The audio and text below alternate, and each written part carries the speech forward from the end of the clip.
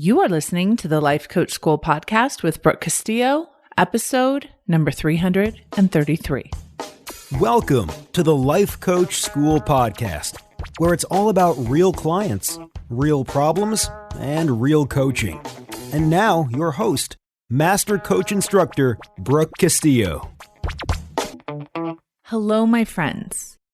Today, I'm recording a special podcast for you on fear because so many of you are experiencing so much of it right now. And so what I want to do is help, see what I can do to help, see what I can do to talk about fear in a way that will help you experience it in a way that's useful and not detrimental. All of us experience fear. It's part of the human condition. We sometimes experience a lot more of it than others because of what's going on in our own personal lives or what's going on in the world. And I think that there have been so many different things happening in the world that we have been using and seeing and has been triggering fear in us that some of us aren't even aware of it. And as I'm coaching people, they're thinking that they're angry or frustrated, but really when we're getting down to it, there's a lot of fear going on. So I want to talk first about some of the things that you might be doing as it applies to fear so you can be aware of it. One of the things that you might be doing is reacting to it. And the way that you react to fear, it doesn't usually look like fear. It's not like you go screaming down the street, yelling in fear. You usually react to fear with frustration or anger or trying to control the world. Fear comes across in a much more aggressive way. It's like scared people don't act scared. We act a little bit crazy. We act a little bit controlling. And so that's good for you to understand with other people as they're maybe trying to control you and trying to control the universe and trying to control the world unsuccessfully. That may be coming from fear. So look in your own life, where are you trying to manipulate circumstances or control the universe or control other people? Is there maybe some fear lurking underneath that? Are you afraid of something? So ask yourself that question. The second thing that I've noticed people do and that I do is we avoid it. We pretend like it's not there. We hold it in. We act like it's no big deal, that we're super strong, that we got it covered, and then it peeks out. It's like, oh, your fear is showing. It comes out in ways that are puzzling sometimes. And if you pay attention to yourself, you'll see it. You'll see it's almost like little things that aren't a big deal all of a sudden completely freak us out. And we have it's like we have big emotions with small things because we're not dealing with an underlying fear. So it's almost like we're pushing it down like that ball. We're resisting it. We're pushing it down and then it pops up at the most inopportune times. And the other way that it manifests, and is happening for some of you, is it immobilizes you and you obsess over it. And for some of you, what this looks like is being on the news. Depending on what you're afraid of, you start obsessing over the thing. So for some of you, it might be brutality. For some of you, it might be politics. For some of you, it might be the weather, the hurricanes that are coming to the coast. It might be COVID and illness and sickness in your children. So it's almost like you keep reading the same articles, the same information to prove your fear to yourself and to look out justification for your fear. And all this does is compound it. And this obsession with it is creating this spin in your mind that doesn't make any progress. So if you feel like any of these describe you, this is the podcast for you. It may really help you to understand how to process your own fear, how to, first of all, find it and acknowledge it, see the symptoms of it, then process it, and then utilize it in a way that will serve you. So the first step is always awareness and noticing where fear might be coming up for you. And it's really important to process your fear compassionately. Do not be a bully to yourself and say, oh, you shouldn't be afraid. Oh, it's fine. Oh, it's not a big deal. And a lot of well-meaning people will try and do this. Like, come on, lighten up. It's going to be fine. Stop freaking out, right? That's fine. People say that to you, but it's important that you go in and compassionately hear yourself and the fear that you're having, even if it's totally irrational. It doesn't matter. All fear is coming from our brains anyway.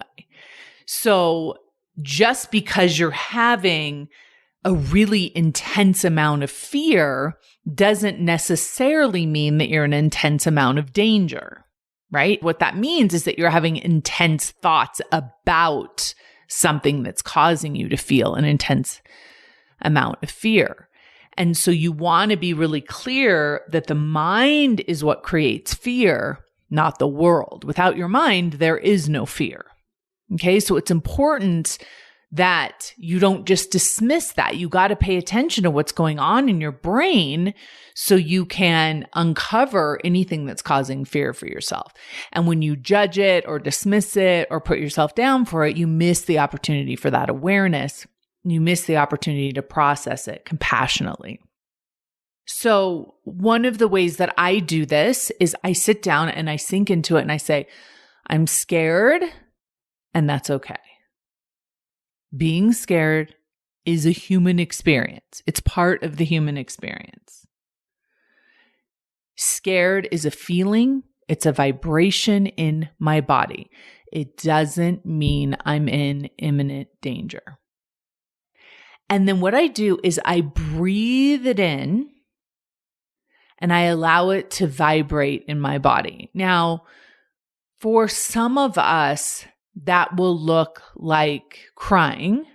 For some of us, it'll look like shaking. For some of us, it will feel very subtle. And for some of us, it will be very intense. It's different for everyone, processing fear and allowing it to be there. Most of us have a desire to resist it. It like catches in our throat and we try and downplay it. We try to push it away. We try and take a deep breath and move on and be tough about it. And what I want you to do is take a deep breath and go into the fear. Welcome the fear. Allow it to be there. Recognize that it's just a vibration. It's just an emotion in your body. It's okay to feel afraid. It doesn't mean something has gone terribly wrong. It means that you're a human with a human brain experiencing an emotion. So once you've kind of opened yourself up to it and opened the doors for fear and you're being compassionate with yourself and you're allowing yourself to experience it, then you want to ask yourself the question, what are the 3 main thoughts scaring you? And one of the ways that I like to ask this question to myself is, what's the matter, love? What's the matter? And I just let myself be afraid. And I'm scared of this, and I'm scared of this, and I'm scared of this. I really just go into the place where I just acknowledge what I'm afraid of. And even if when I say it out loud, it sounds ridiculous, I honor it. I acknowledge it. I do not dismiss it. So I write down the 3 thoughts that are scaring me. I'm scared of getting sick. I'm scared of losing my house. I'm scared of other people getting hurt and being mistreated. Whatever it is you're afraid of. I'm afraid the world's gone crazy. Write it down. Do not dismiss it. Honor it. Listen to your own thoughts. And I like to keep it to just 3 because I feel like when you focus on just 3 thoughts, all the other thoughts come tumbling down. All the supporting actors come tumbling down. So it really only requires you to go through 3 main thoughts. Then what I do is I want to separate the facts from the thoughts. So a lot of times we think we're afraid of something happening in the world that we can't control, like a hurricane. We think we're afraid of that thing. And we think that thing is what's causing our fear. And so we try to run away from it, dodge it, control it, which none of that works. But when we recognize there's the hurricane, and then there's our thought about the hurricane, and those are 2 separate things, it's immediately relieving. There's an immediate sense of relief because you see the separation between your mind and the world, and you recognize that there is a partial piece of this that you can control. You can't control that hurricane, but you can control what's going on in your mind right now. So separating out the facts from the thoughts. The other thing that I do is I look at those thoughts and I notice any future thought errors. Where am I using my imagination to scare myself? Where I'm imagining something happening that hasn't happened, that probably won't happen, that could happen. And I just notice it's all my imagination. It's all make-believe. Make-believe. I'm making myself believe something that I'm making up in my mind. And I notice how much that doesn't serve me. By sitting there and obsessing about what could happen without processing the emotion that I'm creating. Okay, so we separated out the facts from the thoughts, and then we separate out any future thought errors that were happening. And we're not doing this. This is really important. We're not doing this to get out of fear right away. We're not trying to not be afraid. We're not trying to recognize these thoughts so we can eliminate them so we can be happy. That's not what we're doing. We're still processing fear. We're just understanding it. We're becoming aware of it. We're feeling it, and we're understanding the thoughts that are causing it. When you are comfortable with experiencing fear, when you allow for fear, it takes it down by almost half. Because so much of our fear is our fear of being afraid. We're afraid of our own fear. We're afraid of our own thoughts. We're afraid of experiencing the panic that we are the ones creating. And so when we can stop being afraid of being afraid, we've automatically relieved some of the fear. And so I want to make sure that up until this point, you're not trying to eliminate it. You're trying to allow it to be there. Because what you realize when you process fear is that fear is not something to be afraid of. We don't need to be afraid of fear.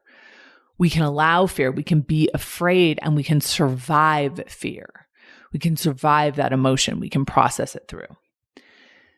The next step is practicing peace. And this is something I like to do right alongside of the fear, not as an effort to replace it.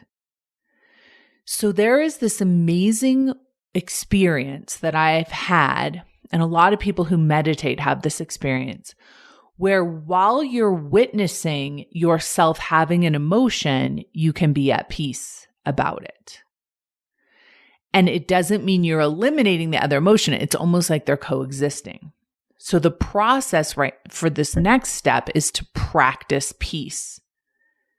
And the way that I do this is I come to the present moment, to this very moment that I'm in, and I say thoughts like, I'm okay right now because there is no hurricane right now. The sky is blue right now. I'm sitting in my house, safe right now. Nothing is hurting me right now. I'm safe right now. I can handle this moment. I am handling this moment. I am safe right now. I am not sick right now. I am healthy right now. I am not being hurt right now. I am strong. I am capable. I can handle the negativity in the world right now. I can feel fear right now, and I will be okay. Those are the kind of things that you want to help yourself practice believing. Now notice it doesn't require me to eliminate the fear. I can have the fear and still be okay. I can be afraid and still be okay in my own fear. One of my favorite thoughts is, I am afraid and that's okay. Okay, so it brings us back to this present moment. We notice when we're making future thought errors. We notice when we're imagining worst case scenarios and we can't make peace with them yet. And so we come back to the present moment and we notice that right now we're okay. Even in our fear, we are okay. Now, once you do this process, awareness, processing the emotion, noticing that you're okay as you're experiencing the emotion, if you're anything like me, what you will notice is that you'll have this extra energy. It's that energy that animals shake off after they've been chased. It's that energy, that adrenaline that's caused from the panic, the life-threatening panic when an animal is being chased by a predator. And we aren't being chased by predators, but we in our mind have thoughts like that. Our thoughts become predators, basically. And so what you'll notice is that you have this extra energy within you. It'll feel like anxiety, maybe. It'll feel like unused fear, unused adrenaline. And one of the things that I do and that I recommend my clients do is utilize that energy to create something, to produce something. Channel that energy into your work.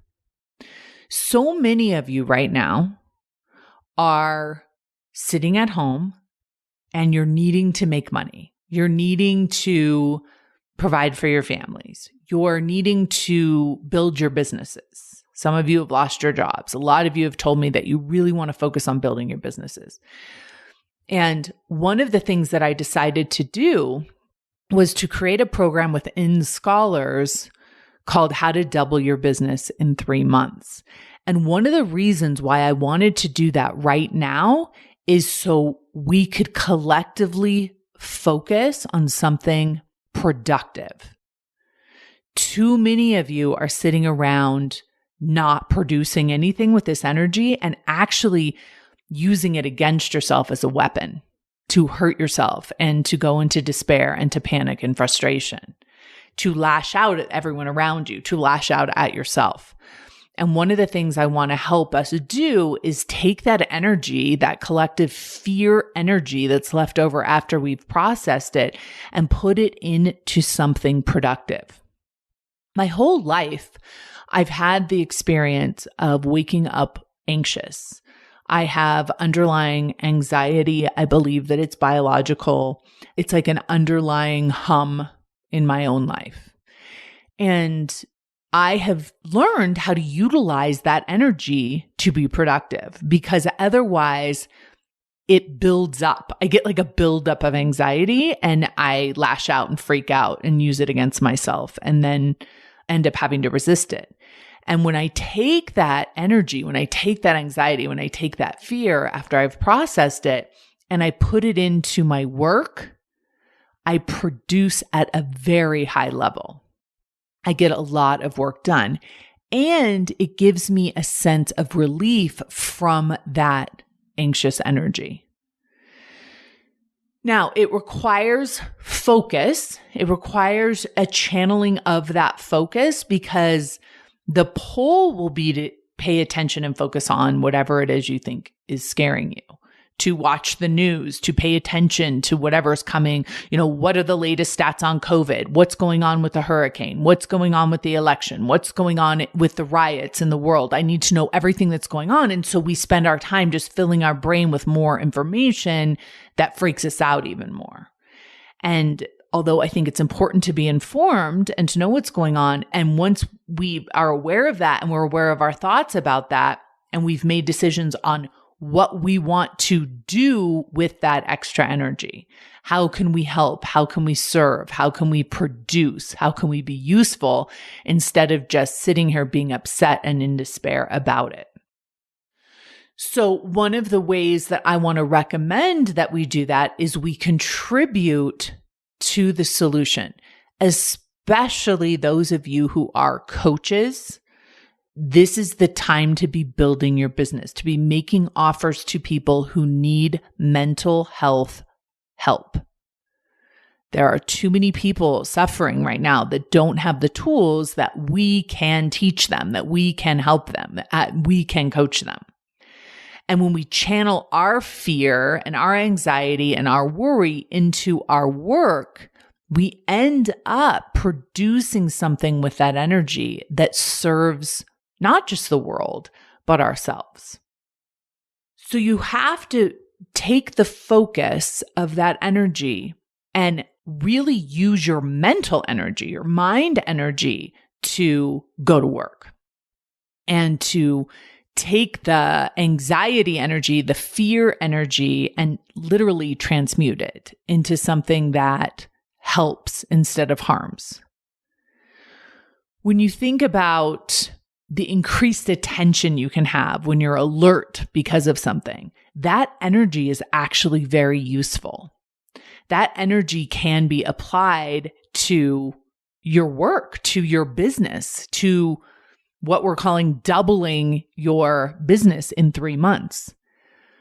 What I want us to do is be able to utilize that 50-50, to utilize the contrast to understand what it is we most want right now, and to then funnel our energy and our focus into creating solutions and answers and contributions instead of only focusing on the problem and becoming worried or in despair or depressed about it. We want to focus on solutions to the fear. And how can we, once we've processed that fear, provide what it is to ourselves that we need in order to feel more safe?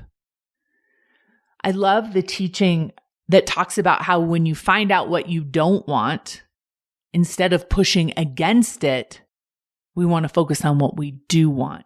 And it's a subtle difference. When we push against what we don't want, we actually create more tension in our body. When we focus on what we do want, which is the opposite of what we don't want, we create motivation, contribution, energy, service. So what is it that's making you afraid? And what does it make you want instead? And can you take that energy and transform it into the energy that you want and need to create the solution to that fear? About 3 months ago, I talked a lot about where you're going to be in 90 days. Where are you going to be after you've processed through this time? Will you have done everything you can within your power to create something that you want, to create the life that you want, to create the solution that you want? That doesn't mean it's going to be comfortable the whole time. That doesn't mean it's going to feel good, but it also doesn't mean that just because it doesn't feel good, that it's not useful to you, that it's not important. Too often, I've heard many of you say that you're waiting for all the scary things to be over with. Once all the scary things are over, then you'll feel good enough to work again. And first, what I want to say is the scary things are never going to be over. This is a human life. There's lots of scary things, and there always will be. But I also want to acknowledge that they're intensified right now. There's a lot of very intensified things going on in the world, all at the same time. And you can see that as an opportunity to curl up in a ball, or you can see that as an opportunity to find out how to process your fear and process your emotion and create something. I often think about our ancestors and what they've had to go through, and not just the way back ones, but even the more recent ones. I think about the people in my lineage that had to go to war, that had to protect their families literally with knives, that had to deal with life and death literally all day, every day, in ways much more intense than we're having. And how did they keep evolving and moving forward and creating through that fear? How did they rely on the other part of themselves? How did they transform the fear into production into producing something? How did we end up safe here now? And how do we continue that process, maybe in a much less intensified way, but also in a way where we can use our mental tools, we can use our emotional tools to continue to create even when times are hard, to continue to serve and contribute even when times are hard. Listen, there are so many reasons to justify not working, not building your business, not producing, not showing up, not adding value. There's lots of justified reasons not to. But I just want to ask yourself, do you want to utilize those reasons, or do you want to keep evolving yourself through this? Do you want to keep creating? You don't have to. But I feel like this is an opportunity for us to dig deep inside of ourselves, to find our own truths, and to utilize that energy to produce what we want in terms of solutions. I'm going to be working on this in Scholars over the next 3 months from a business perspective. Now, you all know for me, business is all about personal evolution. Our business goals are all about who we believe we are capable of becoming and how we want to contribute and serve the world with value. Business is about creating value for the world and getting paid for it. And that exchange creates the person that you want to become when it's aligned with your values. And so I'm going to be really diving deep into this in Scholars. I'm going to be teaching some live classes on this because I want to help you understand, especially those of you who are trying to get to 100K in your business, that doubling your business is just a matter of becoming good at processing your negative emotion. It's about understanding the formula for building a business and then being willing to fail and be afraid and doubt yourself enough until you get to the other side. Every person that comes to me that wants to make millions of dollars gets the same answer. People want to hire me for a day. They want to talk to me about all the complicated things that I do in my business. And it always comes back down to the most important thing is being able to overcome fear. The fear of being uncomfortable, the fear of being hurt, the fear of failing, fear of losing people we love, of losing ourselves, of losing our own life, of losing our reputations, of all of those things. It's the most important thing. So if you want to join me, we're going to be talking a lot about business, but we're also going to be talking a lot about fear. And you're never going to be free of it as long as you're a human on the planet. There's always going to be the threat of death. There's always going to be the threat of losing someone you love, of people being harmed. That is part of our human experience. But it doesn't always have to be so terrible.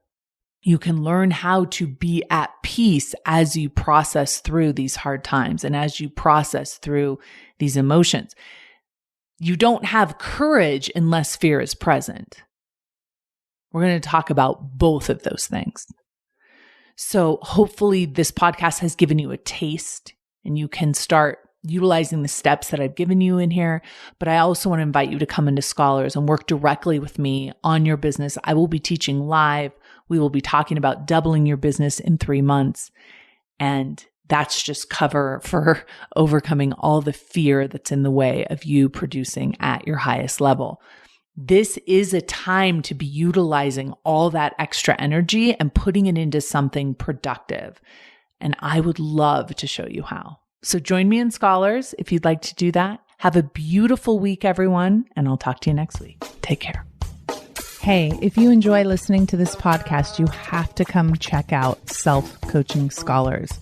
It's my monthly coaching program where we take all this material and we apply it. We take it to the next level and we study it. Join me over at thelifecoachschool.com/join. Make sure you type in the lifecoachschool.com/join. I'd love to have you join me in Self-Coaching Scholars. See you there.